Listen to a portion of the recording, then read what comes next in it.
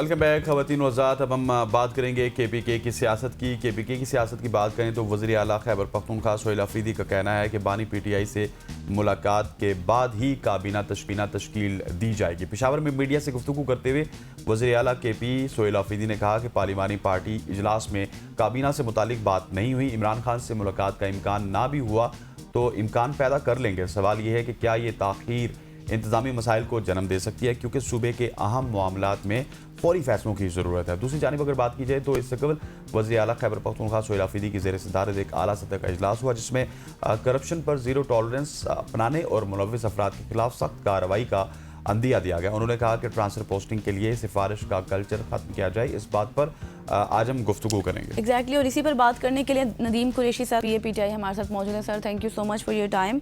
सबसे पहले यही बताएगा, 7 रोज़ से ज़ायद का वक्त गुजर चुका है, CM मौजूद हैं, लेकिन अभी तक KP में कोई गवर्नमेंट नहीं है, फैसले नहीं हो पा रहे। अदालत भी गए, PM से बातचीत भी हुई, इमरान खान से मुलाकात नहीं हुई, क्या वजह है सर?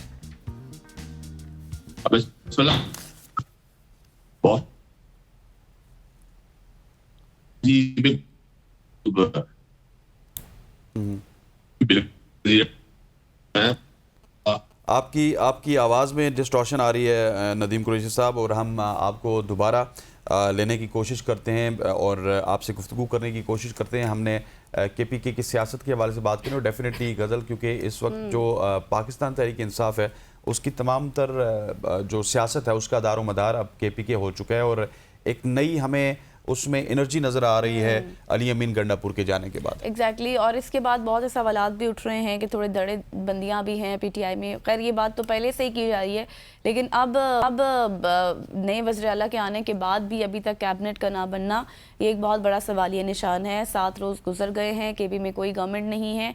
यही सवाल हमने नदीम कुरैशी साहब के सामने भी रखा, लेकिन अब इनसे दोबारा राबता करके उनसे इसका जवाब पूछने की कोशिश करेंगे कि आखिर वजह क्या है, क्यों इमरान खान जो इस वक्त अभी जेल में है उनसे ही कंसल्ट करने के बाद ही क्यों कैबिनेट बनाई जाएगी। जब एक जिम्मेदारी आपको दे दी गई है तो आपको पूरा का पूरा इख्तियार होना चाहिए कि आप अपनी कैबिनेट बना दें। वो जिम्मेदारी इसी वजह से दी गई है ना, वो जिम्मेदारी इस वजह से दी गई है कि तमाम तर काम आपने बानी PTI से पूछ के करने हैं। अगर आप उनसे नहीं पूछेंगे तो फिर वही हाल होगा जो कि इससे पहले हमने अली अमीन गंडापुर का देखा था, और आप देखिए कि उन्होंने भी कैबिनेट शायद खुद ही बना ली थी, फिर उसके बाद जो फैसले करते थे वो खुद ही करते थे। मार्च के साथ आना है, वहाँ से कुछ और डायरेक्शन होती थी, यहाँ से फैसले खुद हो जाते थे। तो इस वजह से भी उन्होंने सोहेल अफरीदी को वज़ीर आला मुंतखब भी करवाया, और ये एक बहुत बड़ी वजह है कि वो इस वक्त इस मनसब पे बैठे हुए, तो शायद इसी वजह से वो लाइन लेके चलना चाह रहे हैं। एग्जैक्टली लेकिन आपको पता है कि सूबे का एक वज़ीर आला होना, उसकी बहुत जिम्मेदारियाँ होती हैं, अपने वफाक के साथ भी चलना होता है। अब इससे इंतज़ामी मामलात में भी काफ़ी ताख़ीर हो रही है। फिर इसके साथ और भी बहुत से मामलात हैं जो प्रोटेक्टेड गाड़ियाँ वापस करने का कह दिया गया है वज़ीर आला की जो सोहेल अफरीदी हैं उनकी जानिब से, तो वो भी बात करेंगे। एक बार फिर से हमें ज्वाइन कर लिया नदीम कुरैशी साहब ने। सर ये बताइएगा, 7 रोज़ गुजर गए हैं हलफ उठाए हुए, लेकिन अभी तक KP में कोई गवर्नमेंट नहीं है, फैसले भी नहीं हो पा रहे, क्यों, क्या वजह है सर? मुलाकात की इजाज़त भी नहीं दी जा रही। अब मुलाकात जब तक नहीं होती, क्या तब तक कैबिनेट नहीं बनेगी? देखें, मैं गुजारिश कर दूं आपसे, KP में ये तासुर दिया जाना कि वहां कोई गवर्नमेंट नहीं है, ये कोई मुनासिब तासुर नहीं है। ज़ाहिर है अवाम के मुंतखब वज़ीर आला उनसे ओथ हो चुका, उन्होंने फ्लोर ऑफ द हाउस अपनी सारी पॉलिसीज के हवाले से भी अपनी राय का इजहार कर दिया, अपनी प्लानिंग का इजहार कर दिया। देखना भी ये है कि एक सूबे में जिस पार्टी की हुकूमत है, जिसको अवाम ने मुंतखब किया 2/3 से ज्यादा अक्सरियत से, उस पार्टी के जो सरबराह हैं उनसे मुलाकात ना करवाए जाने पर फेडरल गवर्नमेंट को कौन से ऐसे फवायद हासिल हो रहे हैं जिसका कौम को नहीं पता।